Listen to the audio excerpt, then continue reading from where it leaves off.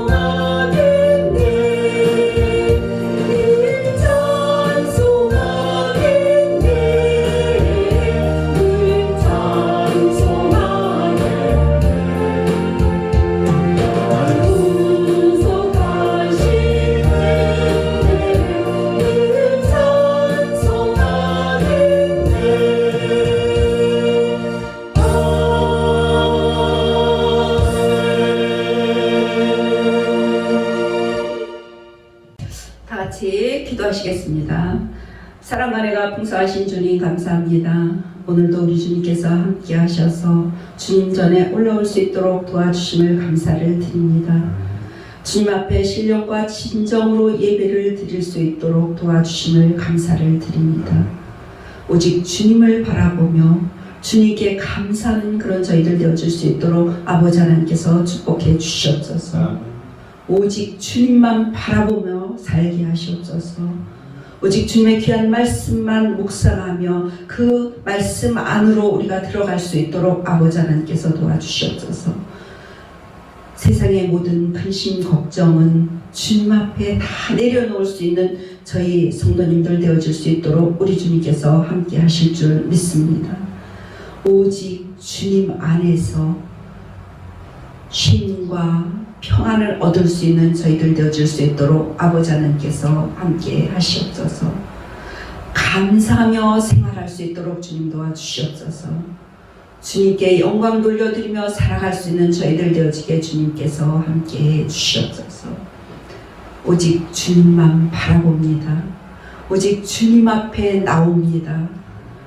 아버지 하나님, 저희들 주님을 사랑합니다. 언제나 이렇게 주님을 사랑한다고 고백하게 하시옵소서. 주님의 일을 할 때 주님이 원하시는 그런 일을 할 수 있도록 주님 도와주시고 기쁨으로 감사함으로 할 수 있는 저희들 되게 하시옵소서. 그래서 주님이 기뻐하시는, 주님이 사랑하는 저희들 되게 주님 도와주시옵소서. 우리 주님께서 함께 하시고 축복하심을 감사를 드립니다. 오직 주님만 바라봅니다. 저희 큰 기쁨 교회를 이곳에 세워주셨사오니 주님께서 우리 큰 기쁨 교회에서 모든 행하는 일들마다 주님을 기쁘시게 하며 주님의 귀한 말씀을 전할 때마다 많은 사람들이 구원을 얻을 수 있도록 아버지 하나님께서 도와주시옵소서. 우리들이 지옥으로 사회로 들어갈 수 있도록 주님 도와주시옵소서. 그래서 그곳에서 주님의 그 사랑을 전하며 주님의 귀한 말씀을 전할 수 있게 하시고 복음을 전할 때 많은 기적의 역사들이 일어날 수 있도록 주님 도와주시옵소서. 주님의 귀한 말씀, 예수 그리스도의 삶과 죽음과 또한 아버지 예수 그리스도의 부활을 전할 때 복음이 그들의 마음속에 씨가 되어질 수 있게 하시고 그 씨가 되어져서 무럭무럭 자라날 수 있도록 주님 도와주시옵소서. 그래서 그 말씀이 열매를 맺는 그런 말씀이 되어져서 모든 사람들에게 예수 그리스도가 구주시라는 것을 알게 주님 저희들이 전하게 주님 도와주시옵소서. 주님, 우리 교회에 속해 있는 우리 성도님들을 주님 축복하실 줄 믿습니다. 오직 주님의 말씀을 읽고 묵상하며 그 말씀대로 따라 살 때마다 주님의 큰 구원이 일어날 수 있게 주님 도와주시옵소서. 그리고 가정이 잘 되고 사업장이 잘 되고 직장이 잘 되어질 수 있게 주님 도와주시옵소서. 또한 아버지 자녀들이 범사에 잘 되어져서 아버지 하나님 머리가 되어질 수 있게 주님 도와주시고 어디에 가서든지 주님을 전할 수 있게 하시고 승리할 수 있는 저희 자녀들 되어줄 수 있도록 아버지 하나님 도와주시옵소서. 그리고 큰 일꾼들 되어져서 어디에서든지 쓰임받는 일꾼들이 되어질 수 있도록 아버지 하나님께서 축복해 주실 줄 믿습니다. 또한 이 나라의 민족을 아버지 하나님께서 기억하실 줄 믿습니다. 이 나라의 민족 너무나 어렵고 힘든 가운데 있습니다. 코로나로 인하여서 힘들고 어렵고 또 사회적으로 어렵고 경제적으로 너무나 어렵습니다. 아버지 하나님, 이 모든 일들을 주님이 주관하시고 주님이 이루시옵소서. 그래서 주님이 원하시는 우리 나라가 되어질 수 있도록 아버지 하나님께서 도와주실 줄 믿습니다. 대통령과 위정자들을 붙잡아 주시옵소서. 주님의 말씀으로 붙잡아 주시옵소서. 주님의 지혜와 주님의 성령의 말씀으로 붙잡아 주셔서 이 나라를 잘 이끌어갈 수 있도록 지혜를 주시옵소서. 그리고 이 나라가 정말 아버지 하나님이 기뻐하시는 그런 우리나라가 되어질 수 있도록 아버지 하나님께서 축복해 주실 줄 믿습니다. 우리 주님이 함께 하실 때 이 나라의 민족이 살아나고 또 영원히 살아날 줄 믿사오니 우리 믿는 자들이 일어나서 목회자들과 성도들이 일어나서 이 나라 민족을 위하여 기도할 수 있도록 아버지 하나님께서 도와주실 줄 믿습니다. 오늘 주님의 귀한 말씀을 들을 때 그 말씀이 생명의 말씀이 되어질 수 있게 주님 도와주실 줄 믿사옵고 감사하며 예수 그리스도 이름으로 기도드렸사옵나이다. 아멘.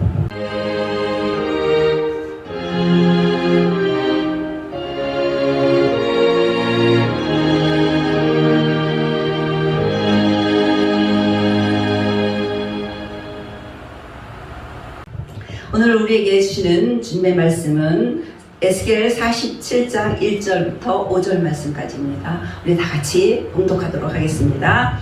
그가 나를 데리고 성전문에 이르시니 성전의 앞면이 동쪽을 향하였는데 그 문지방 밑에서 물이 나와 동쪽으로 흐르다가 성전 오른쪽 제단 남쪽으로 흘러내리더라. 그가 또 나를 데리고 북문으로 나가사 바깥길로 꺾여 동쪽을 향한 바깥문에 이르시기로 본즉 물이 그 오른쪽에서 스며 나오더라. 그 사람이 손에 줄을 잡고 동쪽으로 나아가며 천척을 측량한 후에 내게 그 물을 건너게 하시니 물이 발목에 오르더니 다시 천척을 측량하고 내게 물을 건너게 하시니 물이 무릎에 오르고 다시 천척을 측량하고 내게 물을 건너게 하시니 물이 허리에 오르고 다시 천척을 측량하시니 물이 내가 건너지 못할 강이 된지라. 그 물이 가득하여 헤엄칠 만한 물이요 사람이 능히 건너지 못할 강이더라. 아멘. 네, 오늘의 말씀의 제목은 소성하게 하소서입니다. 여러분 요즘에 어떠십니까? 요즘에 살기가 다들 힘들다고 어렵다고 그렇게 말들을 하고 있습니다. 지구상의 인구에 비해서 우리는 정말 많은 자원이 필요한데 자원이 부족한 그런 세상에 살고 있습니다. 또 정치가 어떻습니까? 정치가 정말 정치 난국이라고 합니다. 그 정도로 정치가 혼탁해지고 혼란해지고 있습니다. 또 경제는 어떻습니까? 경제도 정말 어렵다고 합니다. 그래서 요즘에 코로나로 인해서 지원금을 나라에서 준다고 합니다. 그래서 지원금을 받는 그런 많은 우리의 국민들이 있습니다. 이럴 때 이렇게 정치 난국을 타개하고 경제 난국을 타개하고 이렇게 나갈 때 우리는 지혜가 너무나 부족합니다. 그렇기 때문에 지혜가 부족하고 이 세상을 살아갈 때 너무나 어렵고 힘들고 고난을 당하고 이러기 때문에 우리의 심령은 너무나 어렵고 힘듭니다. 우리 인간의 심령 속에는 정말로 참 기쁨이 없습니다. 그리고 참 평화가 사라져가고 있습니다. 참으로 살만한 가치를 주는 소망이 사라져가기 때문에 많은 사람들이 자살을 하는 그런 일들이 일어나고 있는 것이죠. 요즘에는 집은 있습니다. 그러나 참 가정이 없습니다. 또 음식은 있습니다. 옷도 있습니다. 그러나 풍족하게 먹고 마시고 잠자고 입고 하지만 참 평안이 없습니다. 그리고 서로 사랑이 메말라가고 있다는 것을 우리는 느낄 수가 있습니다. 사랑과 평화를 심는 것은 이 땅의 방법으로는 절대로 되어지지 않는 것입니다. 인간의 수단과 방법으로는 결코 우리가 사랑을 심을 수가 없습니다. 평안을 심을 수가 없습니다. 쉼을 얻을 수가 없는 것이지요. 지식을 가진 사람들도 실패를 합니다. 또한 재물을 많이 가진 사람도 실패를 합니다. 사업에 실패를 하고 또 고난을 당하고 또 절망을 하는 것이죠. 그리고 재주와 권력을 가진 사람도 절망 앞에서는 그냥 소주무책으로 그냥 다 하고 마는 그런 이 시대를 우리는 살아가고 있다는 것이죠. 그러면 어떤 힘이 인간의 이러한 문제를 해결해 줄 수 있을까요? 그것은 성령에서 말씀해 주고 있습니다. 마태복음 11장 28절에 보면 수고하고 무거운 짐진 자들아 다 내게로 오라 내가 너희를 쉬게 하리라 하고 주님께서 말씀하고 계십니다. 그리고 이사야 26장 3절에 보면 주께서 심지가 견고한 자를 평강의 평강으로 지키시리니 이는 그가 주를 믿고 따름이니이다 하고 말씀하고 계십니다. 또한 에스겔 47장을 보면은 성전에서 흐르는 물이 동방으로 향하여 흘러서 아라바로 바다 내려가서 바다에 이르렀고 이 흘러내리는 물로 바닷물이 소성함을 입었다고 얻었다고 그렇게 말씀하고 있습니다. 오늘 본문의 말씀 중에도 있습니다. 47장 8절 9절 말씀에 보면 하나님의 말씀이 온 천지를 소생시켜 살리는 역사로 나타났습니다. 요한복음 7장 37절에 39절 보면은요 누구든지 목마르거든 내게로 와서 마시라 너를 믿는 자는 성경의 이름과 같이 그 배에서 생수의 강이 흘러나리라 하시니 이는 그를 믿는 자의 받을 성령을 가리켜 하신 말씀이라 이렇게 말씀하고 계십니다. 이 시간 예수께서 성전에서 주시는 생수의 물 성령의 힘으로 소생함을 우리는 입어야 합니다. 에스겔은 성전의 문지방에서 흘러나오는 물을 보았습니다. 환상을 보았다는 것입니다. 에스겔 47장 1절 말씀을 보면은요 성전 오른쪽 제단 남쪽으로 흘러내리더라 하고 또 성전 동편 문지방 밑에서 물이 나와 그 물이 동으로 흐르다가 전 우편 제단 남편으로 흘러내리는 것을 보았습니다. 천사가 또한 1천척을 잰 후에 에스겔을 건너게 하니까 물이 발목에 찼습니다. 또 천사가 다시 1천척을 잰 후에 에스겔을 건너게 하니 물이 무릎에 찼습니다. 다시 또 1천척을 잰 후에 에스겔을 건너게 하니 그 물이 허리에 찼다가 마지막에는 건너지 못할 그런 넘치는 강이 되어서 에스겔이 헤엄치는 물이 되었다고 그렇게 말씀하고 있습니다. 성전 문지방에서 흐르는 물은 무엇을 뜻할까요? 생명수, 성령입니다. 그것은 하나님의 은혜, 또 성령의 역사를 말하고 있습니다. 희망의 강물, 은혜의 강물이 죽은 바다에 들어가면 모든 생명이 살아나듯이 생물이 살아나듯이 예수 그리스도의 능력의 성령, 은혜의 성령이 상한 심령, 죽은 심령, 가란 심령 속에 들어가면 어떻게 되겠습니까? 그러면 영원히 새롭게 살아나는 역사가 일어날 줄 믿습니다. 이 말씀 속에 물은 어디에서 나옵니까? 성전을 통해서 나옵니다. 교회를 통해서 나옵니다. 은혜의 역사가 나타납니다. 살리는 역사가 성전에서 다시 말해서 예수 그리스도를 믿음으로 나온다는 것입니다. 예수 그리스도에서 나온다는 것이죠. 우리 몸은 주님의 성전입니다. 우리 몸 깊은 곳에서 생수의 강이 흘러나온다는 것이죠. 이 시간 은혜의 역사, 살리는 역사가 우리의 심령 속에 일어나기를 축복합니다. 이 말씀을 토대로 신앙인들이 성장하는 모습을 한번 나누어 보도록 하겠습니다. 첫 번째는 발목신학입니다. 3절에 보면 그 사람이 손에 줄을 잡고 동쪽으로 나가며 천척을 측량한 후에 내게 그 물을 건너게 하시니 물이 발목에 오르더라고 말씀하고 있습니다. 성전에서 흘러나오는 물은 성령의 역사를 알려준다고 했습니다. 상징한다고 했습니다. 예수 믿고 성령의 강물에 처음 붙들린 사람이 바로 그 상태가 바로 발목에 찼다는 것을 말하는 것입니다. 발목의 신앙이라고 말을 할 수 있는 것입니다. 즉 발목 잡힌 신앙은 이렇게 말합니다. 사람들은 어떤 사람들에게 돈이나 무엇인가에 매일 때 있죠.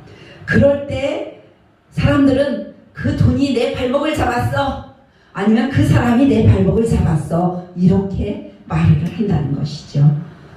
이 발목 잡힌 믿음은 행동에 제약을 받게 됩니다. 믿음의 생활이 처음에는 쉬운 것 같이 생각이 되죠. 그러나 조금만 더 지나면 그러면 점점 깊어지는 영적 비밀의 세계가 무궁무진하다는 것을 우리는 깨닫게 되고 알게 되는 것이죠. 사람들이 예수 믿기 전에는 죄가 무엇인지 전혀 생각하지 않습니다.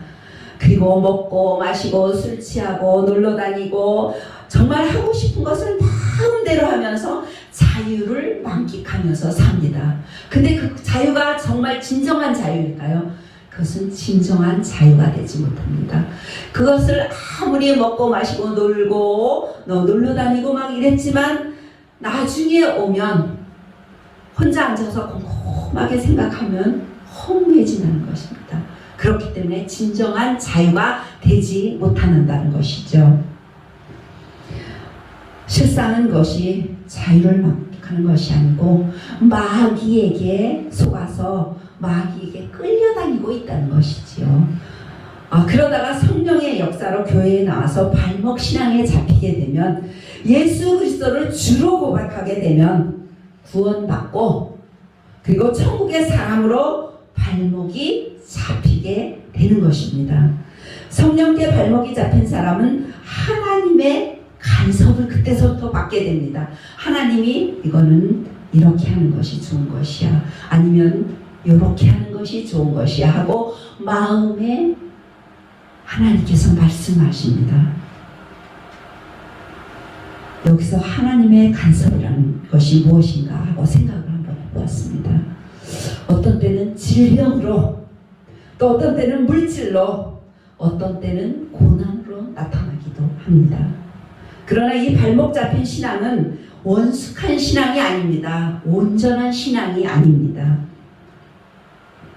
그래서 아직까지도 자기 고집, 내 고집, 나는 이렇게 할 거야, 나는 이렇게 할 거야 하고 자기 고집대로 그렇게 나타난다는 것이죠. 또 자기 욕심을 가지고 있다는 것입니다.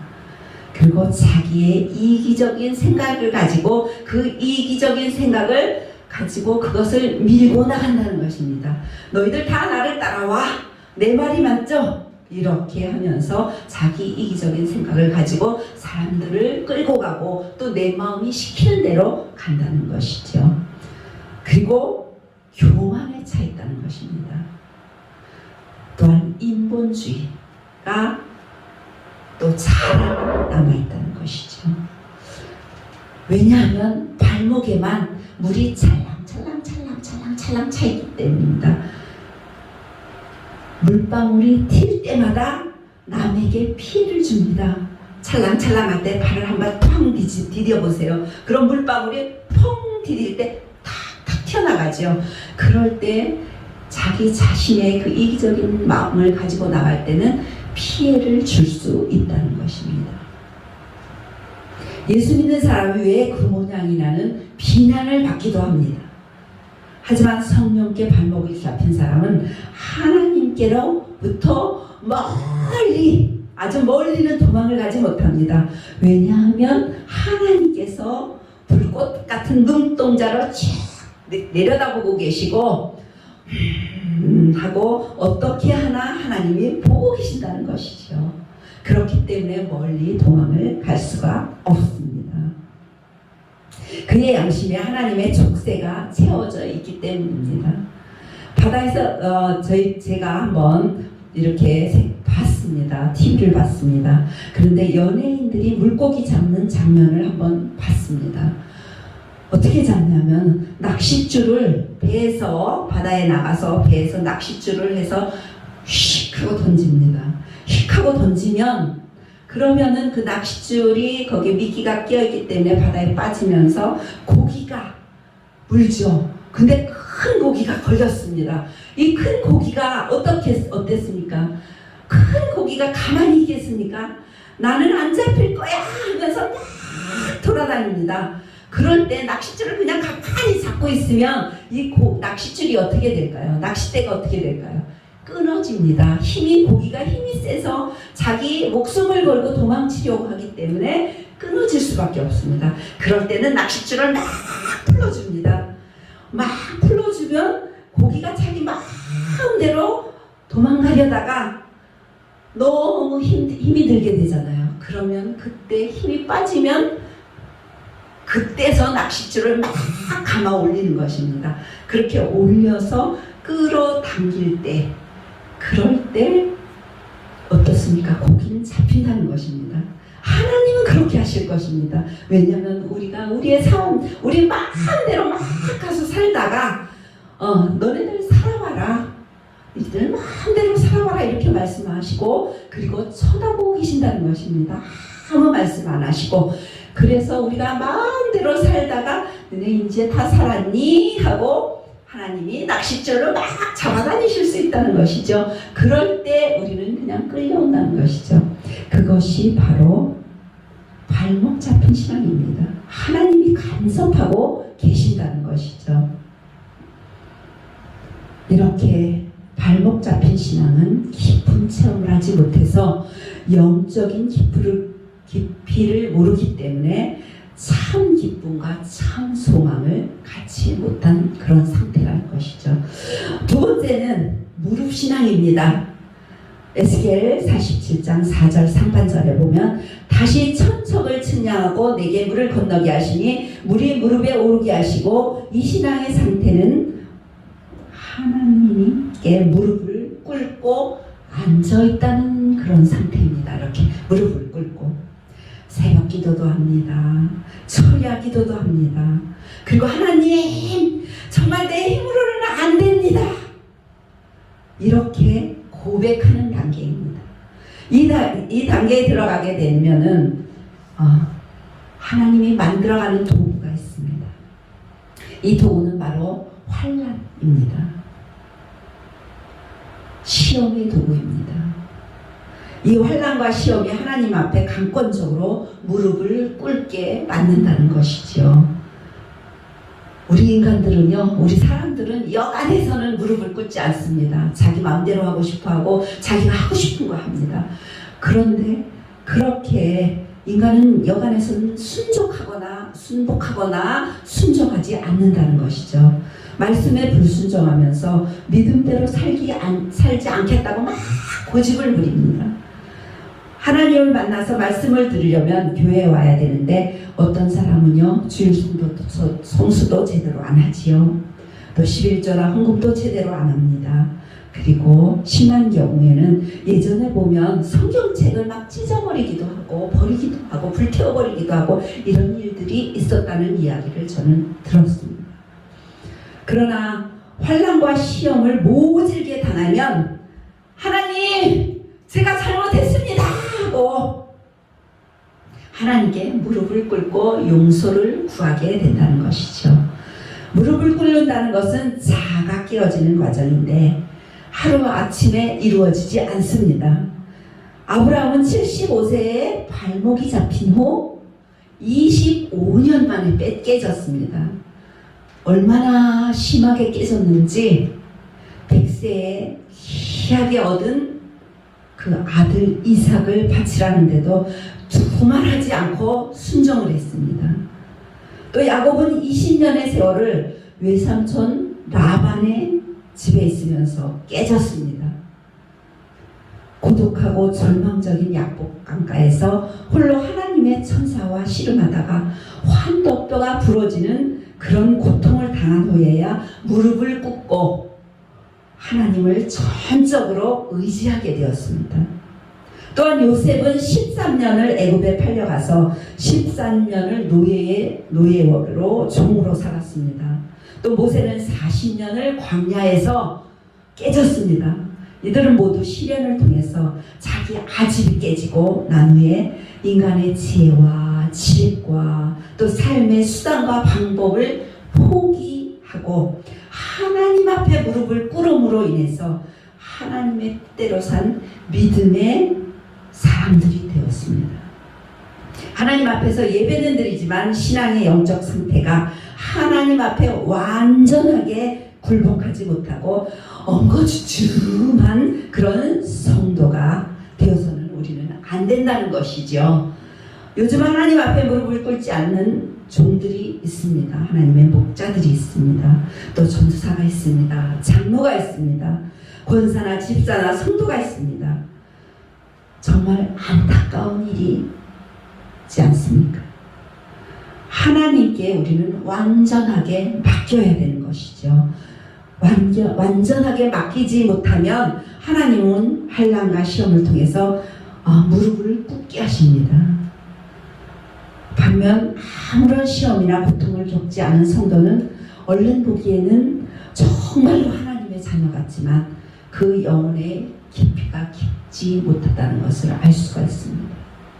건강이나 재물에 손상을 입었다든지 또한 낭패나 실명을 당한 후에 비로소 무릎을 꿇고 하나님의 은혜를 사모하게 되면 그럼 정말 영적인 깊은 상태로 들어갈 수가 있습니다. 지혜자는 이 모든 것을 당하기 전에 먼저 빨리 하나님 앞에 무릎을 꿇는다는 사실을 명심하기를 바랍니다.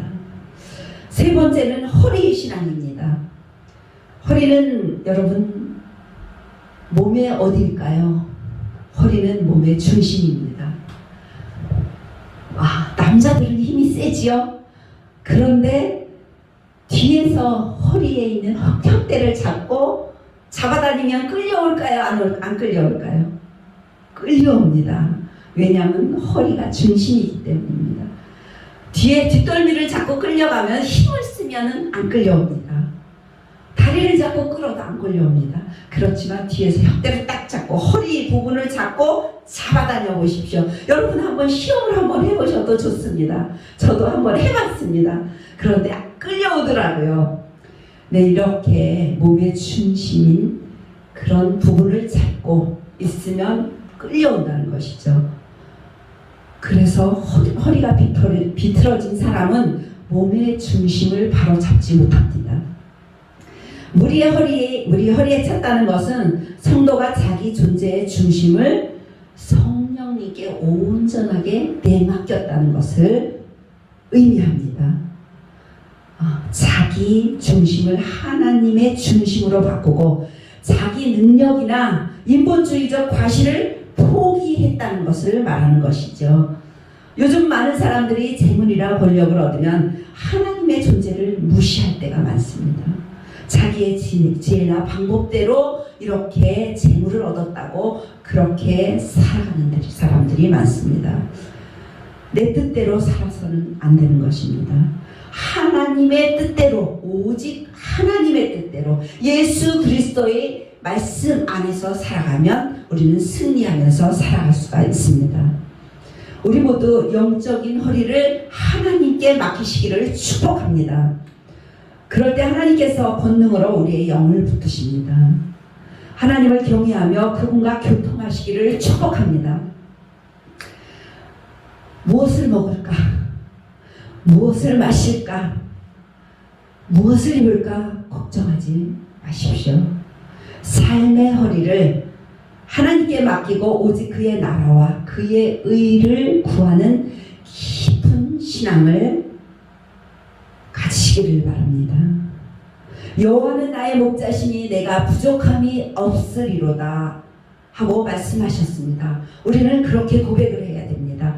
여호와는 나의 목자시니 내가 부족함이 없습니다 하고 고백하는 여러분들이 되시기를 축복합니다. 목자가 양을 책임집니다. 그럼에도 불구하고 요즘 많은 사람들이 하나님을 목자로 인정하지 않고 자기 스스로 목자가 되어서 신앙생활을 하겠다고 하는 그런 사람들은 정말로 어리석은 사람일 수밖에 없습니다. 신앙인은 떡으로만 살 것이 아니라 하나님의 입으로 나오는 하나님의 말씀으로 살아야 합니다. 주님께서 이 시간 말씀하십니다. 마태복음 6장 31절 33절에 보면 그러므로 염려하여 이르기를 무엇을 먹을까 무엇을 마실까 무엇을 입을까 하지 말라. 이는 다 이방인들이 구하는 것이라. 너희 천부께서 이 모든 것이 너희에게 있어야 할 줄을 아시느니라. 너희는 먼저 그의 나라와 그의 의를 구하라. 그리하면 이 모든 것을 너희에게 더하시리라 하고 주님께서 말씀하셨습니다. 우리는 하나님의 능력으로 살아가야 합니다.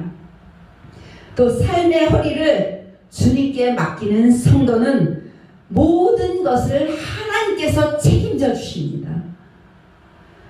주여 내 인생을 주님이 맡아주시옵소서. 내 인생의 잔이 예수 그리스도 안에서 넘치게 하시옵소서. 이렇게 고백하시는 여러분들이 되시기를 예수 그리스도 이름으로 축복합니다. 아멘. 기도하시겠습니다. 사랑하는 풍성하신 주님 감사합니다. 오늘도 우리 주님께서 함께 하셔서 주님의 그 크신 은혜로 살아갈 수 있도록 주님 도와주심을 감사를 드립니다. 우리의 신앙은 발목신앙, 무릎신앙, 허리의 신앙을까지 올 수 있도록 아버지 하나님께서 도와주시옵소서. 처음에는 발목신앙이지만 두 번째는 무릎신앙이지만 나중에는 허리의 신앙이 되어져서 그 성령의 물결이 우리에게 넘치고 넘쳐서 그 안에서 우리가 성령 안에서 헤엄을 치면서 무엇을 입을까 무엇을 마실까 무엇을 할까 걱정하지 않는 우리들이 되어질 수 있도록 아버지 하나님께서 함께 하실 줄 믿습니다. 감사하며 예수 그리스도 이름으로 기도드렸사옵나이다. 아멘. 찬양 620장 여기에 모인 우리 찬양하시겠습니다.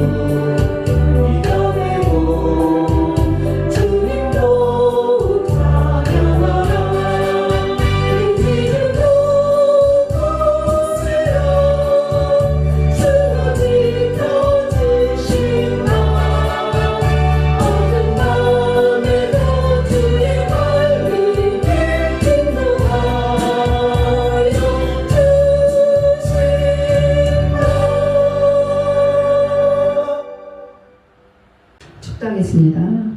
이제는 길이요 진리요 생명이신 우리 주 예수 그리스도의 크신 은혜와 아버지 하나님의 지극하신 사랑하심과 성령님의 내주인도 교통하심이 지금 이 자리에서 주님의 귀한 말씀을 들은 우리 성도님들 머리 위에와 또 가정과 직장과 사업장과 자녀들 위에와 이 나라 이민족 위에와 우리 큰 기쁜 교회 위에와 또 한국 요양선교회와 군선교회 위에와 일본에 있는 우리 송성규 선교사 위에 지금부터 영원토록 함께 있을지어다.